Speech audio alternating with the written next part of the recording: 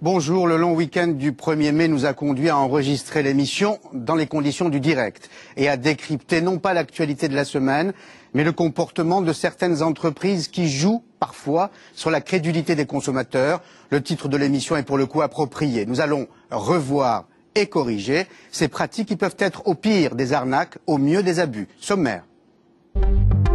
Globalement, sur le marché de la téléphonie mobile, il n'y a pas eu de baisse de prix de 25% comme on nous le dit. La dépendance au portable, elle coûte cher aux accros et rapporte gros aux fournisseurs. Décryptage des factures. Et nous commencerons par le téléphone mobile, ce cordon ombilical dont on ne peut plus se passer. Avant de le coudre à votre oreille, munissez-vous d'une loupe grossissante pour lire les contrats et faites-vous aider d'un traducteur agréé pour comprendre votre facture, quitte à le faire répéter à la ligne option et forfait. Laetitia Allemand avec Raphaël Boussa, Margot Loisillon et Blandine Guézé.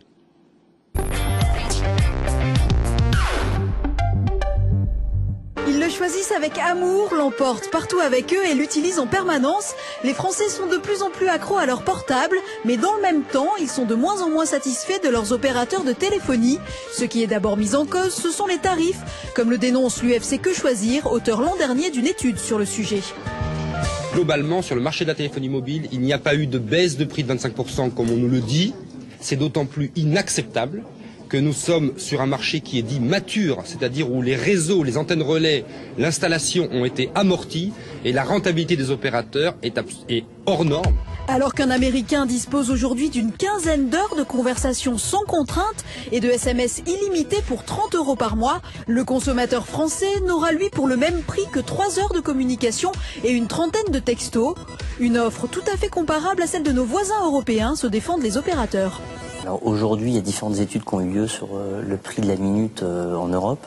Quand on regarde ces études, aujourd'hui, la France a des tarifs dans la moyenne des grands pays équivalents, c'est-à-dire l'Allemagne, l'Espagne et l'Angleterre. Autre argument, si les prix ne baissent pas vraiment, les forfaits, eux, s'adapteraient de mieux en mieux à nos besoins.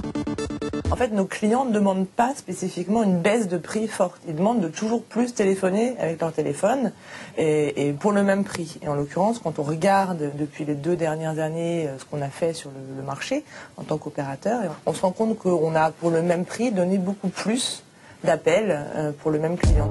Autre grief, les problèmes de facturation de plus en plus courants. On me prélevait des sommes qui n'avaient aucun rapport avec ma facture initiale. J'ai un détail de facture en fait et j'ai des numéros de téléphone qui apparaissent, qui n'étaient pas de mon répertoire et que j'avais jamais passé a priori.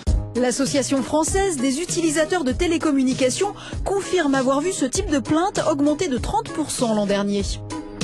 Lorsqu'on fait l'analyse de ces litiges sur la facturation, ils sont liés à un manque de transparence tarifaire de la part des opérateurs et puis à une opacité des offres. Parce qu'il faut savoir qu'aujourd'hui, il y a pléthore d'offres disponibles sur le marché et qu'il est très difficile pour le consommateur de pouvoir s'y retrouver. Et cela se complique encore avec les nouveaux usages liés à Internet. Quand vous faites de la data, du surf sur Internet ou de la musique, vous faites des kilos, des octets, et ça parle à personne à part la nouvelle génération. Donc forcément, on a un problème d'éducation. Aujourd'hui, il y a un vrai travail de la part des opérateurs. On introduit des forfaits qui font pas seulement des appels, mais qui font de l'internet, qui font du mail, qui font autre chose. Et donc on se retrouve dans une situation où on essaye comme ça d'avoir la bonne offre au bon client et pas seulement la même offre pour tout le monde. Bref, les opérateurs affirment aujourd'hui faire des efforts importants de pédagogie, même si des progrès restent à faire dans beaucoup de domaines. Et précisément à propos de progrès, une baisse des tarifs est annoncée pour l'été, Laetitia. Oui, bonne nouvelle pour les consommateurs, du moins ceux qui voyagent en Europe. Le Parlement de Strasbourg vient de voter le plafonnement dès cet été, dès les prochaines vacances, des tarifs d'appel et d'envoi de SMS depuis l'étranger. Alors concrètement, pour ce qui concerne les appels, les tarifs étaient déjà plafonnés depuis 2007, donc ça n'a pas changé grand-chose. En revanche, ils vont continuer à baisser très régulièrement jusqu'à 2011 et les opérateurs devront désormais facturer les communications à la seconde près à partir de la 31e seconde d'appel. Concernant les SMS, l'envoi d'un texto depuis l'étranger coûtera 11 centimes d'euros dans l'Union européenne, hors taxe, contre 28 centimes aujourd'hui, ce qui est quand même une belle baisse. Et pour le net ? Alors pour Internet, c'est un peu différent. C'est le tarif de gros qui sera limité à 1 € par mégaoctet téléchargé contre 1,68 en moyenne aujourd'hui. Et ce sera ensuite aux opérateurs de répercuter cette baisse sur les factures de leurs clients. Une baisse qui, là aussi, comme pour les appels, devrait se poursuivre sur plusieurs années. Et puis, le nouveau texte prévoit un mécanisme de coupure automatique des téléchargements sur Internet, passer un certain montant à l'étranger, afin d'éviter les mauvaises surprises quand on revient en France et que l'on ouvre sa facture. Alors, pour en parler, je présente nos invités. Gaëlle Pateta, directrice juridique du UFC Que Choisir, bonjour. Bonjour. Marie Janusset, directrice de la rédaction de 60 millions de consommateurs, bonjour. Et Stéphane Dubreuil, que vous avez vu d'ailleurs dans cette enquête, directeur télécom et médias chez SIA Conseil. D'ailleurs, je vous remercie d'être là. Bonjour. Vous êtes très courageux. Bonjour. Bonjour, merci. On a invité les 3 grands opérateurs.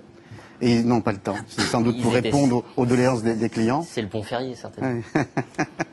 On enregistre l'émission le jeudi, donc ils auraient pu. Alors je dois dire quand même que Orange a bien voulu parler dans l'enquête de Laetitia. Donc voilà, vous les représenterez en quelque sorte et vous parlerez pour eux. Je vous propose une méthode toute simple. D'ailleurs, c'est la méthode qu'on appliquera pour les 4 séquences de l'émission. Les griefs, les réponses, les solutions. Les griefs, alors qui commence sur les prix ? Oui, il y en a énormément de griefs et depuis longtemps, malheureusement, on voit que c'est la réglementation et l'État qui doit intervenir. Alors là, c'est l'Europe pour faire baisser les prix et que les opérateurs d'eux-mêmes ne le font pas. Donc on peut se poser la question de la concurrence. Oui, le même grief, c'est-à-dire que la téléphonie mobile, ça a été dans la fin des années 90 le premier sujet de plainte des consommateurs. Ça s'était un petit peu tassé parce que les fournisseurs d'accès à Internet avaient pris le relais. Et puis ça revient avec justement Internet, on va dire la convergence, Internet sur le mobile, où à nouveau on voit les plaintes remonter avec l'opacité des offres et des problèmes de surfacturation que les consommateurs n'arrivent pas à dominer.